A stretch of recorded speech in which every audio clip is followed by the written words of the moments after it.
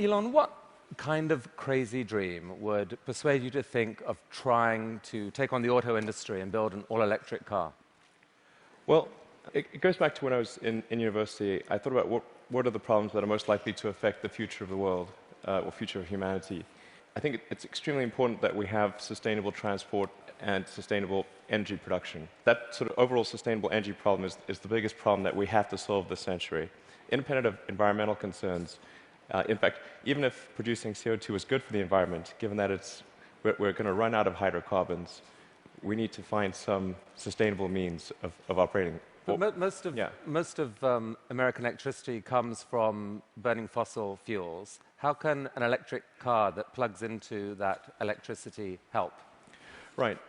There's two elements to that answer. One is that even if you take the same source fuel and produce power at the power plant and use it to charge electric cars, you're still better off.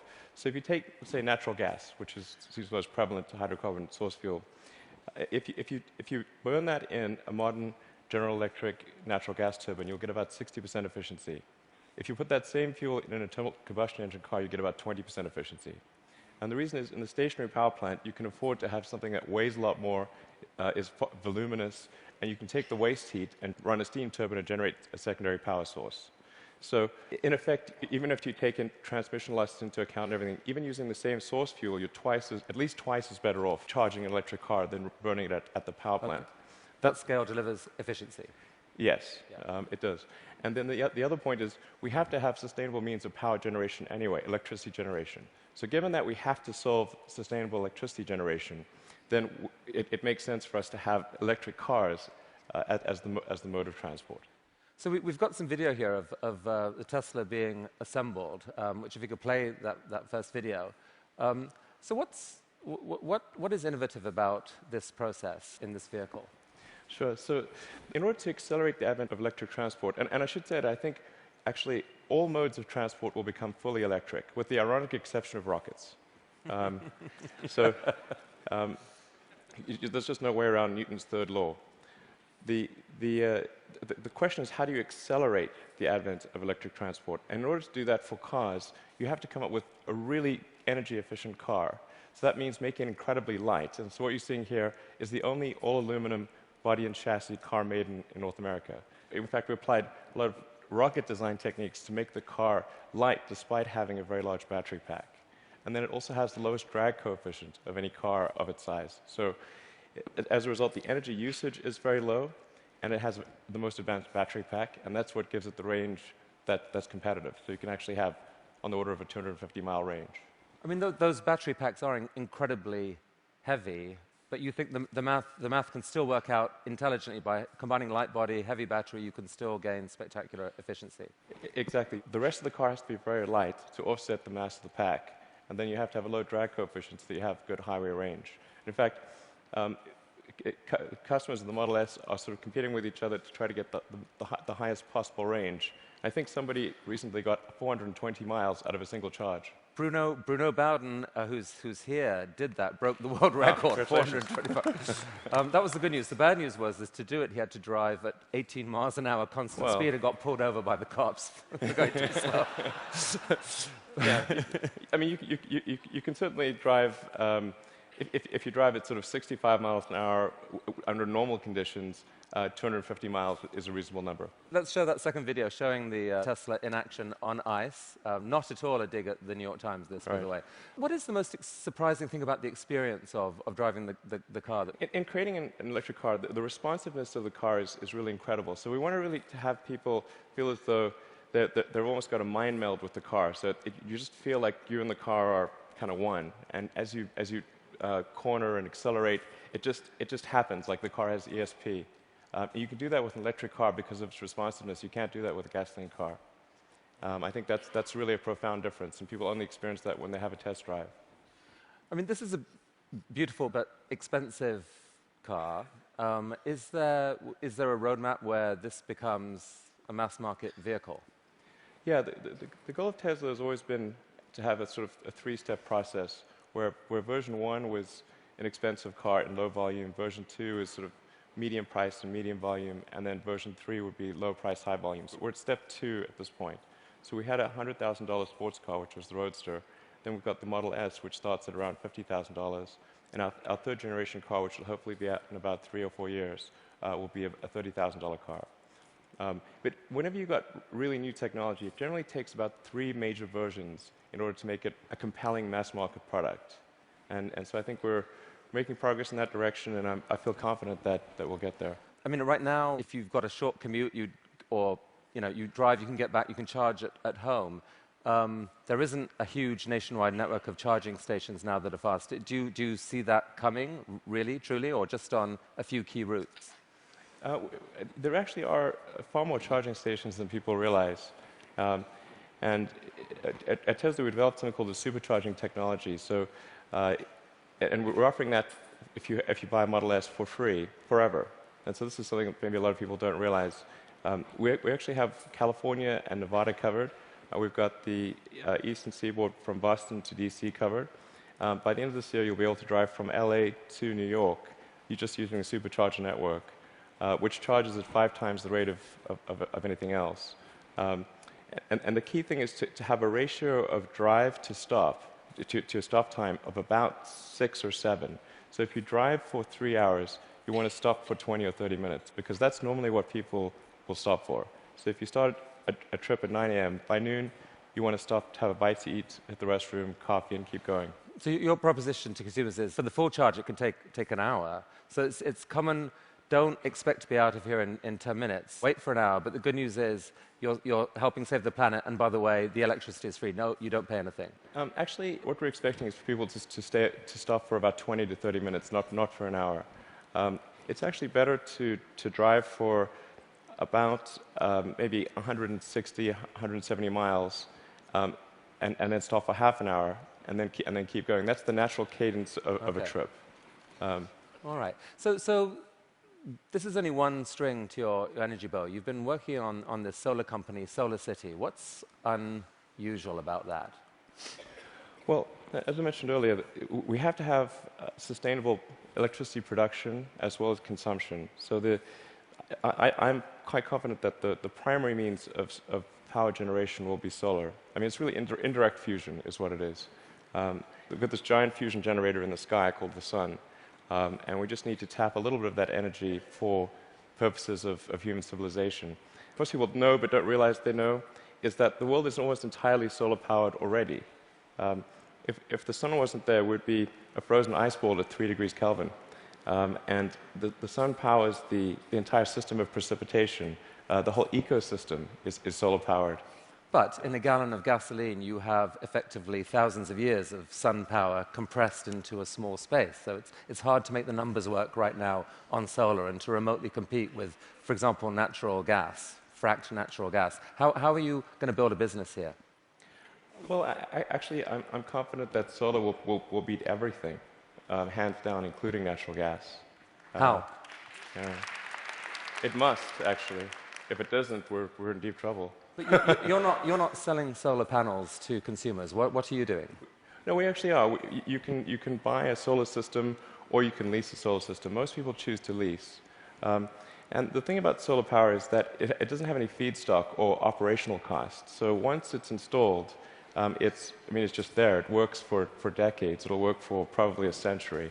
And this is so therefore the key thing to do is to get the cost of that initial installation low, and then get the cost of the financing low. So because that interest, those are the two factors that drive the cost of solar, and we've made huge progress in that direction. And that's why I'm confident we'll actually beat natural gas. So your current proposition to consumers is, don't pay so much up front. Let us pay zero up front. We will install panels on your roof. Yes. You will then pay. How long is a typical lease? Typical leases are 20 years, but the value proposition is, as you're sort of alluding to, quite straightforward. It's no money down, and your utility bill decreases. So right. It's a pretty good deal. So that seems like a win for the consumer. No risk. You will pay less than you're paying now. And for you, the dream here then is that, I mean, who owns the electricity from those panels for the longer term? I mean, how do you, the company, benefit? Well, essentially, SolarCity raises a chunk of capital, and from say a company or a bank. Google is one of our big partners here, and they have an expected return on that capital.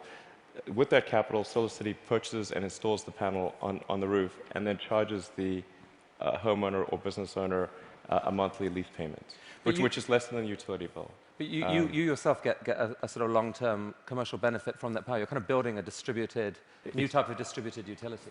Exactly. What it amounts to is a giant distributed utility. And I think it's a good thing because utilities have been this monopoly and people haven't had any choice. So effectively, it's the first time there's been competition for this monopoly because the utilities have been the only ones that own those power distribution lines, but now it's on your roof. So I think it's actually very empowering for homeowners and businesses. And you really picture a future where a majority of power in America, like within, what, a decade or two, or within your lifetime, goes solar? I'm extremely confident that solar will be at least a plurality of power, and most likely a majority. And I predict it will be a plurality in less than 20 years. I'd say I made that bet with someone. The definition of plurality is? More from solar than any other source. Who did you make the bet with? With a friend who will remain nameless. But, just between us. I made that bet, I think, 2 or 3 years ago. So in roughly 18 years, I think we'll see more power from solar than any other source. All right. So let's go back to another bet that you made with yourself, I guess. I mean, a kind of crazy bet. You'd made some money from the sale of PayPal. You decided to build a space company. Why on earth would someone do that? Got that question a lot, that's true. People would say, did you hear the joke about the guy who made a small fortune in the space industry, and he, obviously started with a large one is the punchline. And so I tell people, well, I was trying to figure out the fastest way to turn a large fortune into a small one. And they'd look at me like, oh, is he serious? And strangely, you were. Well, what happened? It was a close call. I mean, things almost didn't work out. We came very close to failure, but we managed to get through that point in 2008. The goal of SpaceX is to try to advance rocket technology, and in particular to try to crack a problem that I think is vital for humanity to become a spacefaring civilization, which is to have a rapidly and fully reusable rocket. Would humanity become a spacefaring civilization? So that was a dream of yours in a way from a young age, or like you dreamed of Mars and beyond? I did build rockets when I was a kid, but I didn't think I'd be involved in this. It was really more from the standpoint of what are the things that need to happen in order for the future to be an exciting and inspiring one.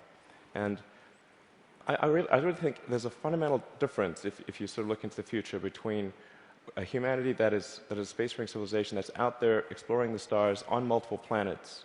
And I think that's really exciting. And compared with one where we are forever confined to Earth until at some eventual extinction event. So you've somehow slashed the cost of building a rocket by 75%, depending on how you calculate it. How on earth have you done that? NASA has been doing this for years. How have you done this? Well, we've made significant advances in the technology of the airframe, the engines, the electronics, and the launch operation. I mean, there's a long list of innovations that we've come up with there. That they're a little difficult to communicate in this talk, but not least because you could still get copied, right? I mean, you haven't patented this stuff. It's really interesting to me. You didn't patent because you think it's more dangerous to patent than not to patent. Since our primary competitors are national governments, the enforceability of patents is questionable. It's really interesting. But the big innovation is still ahead, and you're working on it now. Tell us about this. Right. So the big innovation. In fact, let's roll that video, and you can talk us through it. What's happening here? Absolutely. So the thing about rockets is that they're all expendable. All rockets that fly today are fully expendable. The space shuttle was an attempt at a reusable rocket, but even the main tank of the space shuttle was thrown away every time. And the parts that were reusable took a 10,000-person group 9 months to refurbish for flight. So the space shuttle ended up costing $1 billion per flight. Obviously, that doesn't work very well for... So what just happened there? We just saw something land? That's right. So it's important that the rocket stages be able to come back, to be able to return to the launch site and be ready to launch again within a matter of hours. Wow. Yeah. Reusable rockets. Yes. And so what a lot of people don't realize is the cost of the fuel, of the propellant, is very small. It's much like on a jet. So the cost of the propellant is about 0.3% of the cost of the rocket. So it's possible to achieve, let's say, roughly 100-fold improvement in the cost of space flight if you can effectively reuse the rocket. That's why it's so important. Every mode of transport that we use, whether it's planes, trains, automobiles, bikes, horses, is reusable, but not rockets. So we must solve this problem in order to become a spacefaring civilization. You asked me the question earlier of how popular traveling on cruises would be if you had to burn certain your ship. Cruises apparently are highly problematic. Definitely more expensive. So that's potentially absolutely disruptive technology, and I guess paves the way for your dream to actually take, at some point, to take humanity to Mars at scale. You'd like to see a colony on Mars. Yeah, exactly. SpaceX or some combination of companies and governments need to make progress in the direction of making life multiplanetary, of establishing a base on another planet, on Mars being the only realistic option, and then building that base up until we're a true multi-planet species. So progress on this, let's make it reusable, how is that going? That was just a simulation video we saw. How's it going? We've been making some good progress recently with something we call the Grasshopper test project, where we're testing the vertical landing portion of the flight, the sort of terminal portion, which is quite tricky. And we've had some good tests. Can we see that? Yeah. So that's just to give a sense of scale. We dressed the cowboy as Johnny Cash and bolted the mannequin to the rocket. All right, let's see that video then, because this is actually amazing when you think about it. You've never seen this before: a rocket blasting off, and then. Yeah, so that rocket is about the size of a 12-story building.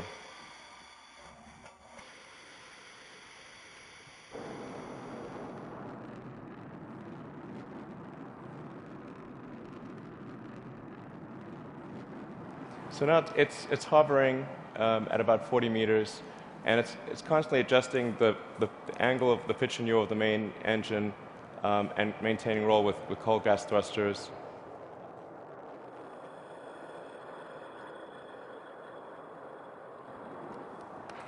How cool is that?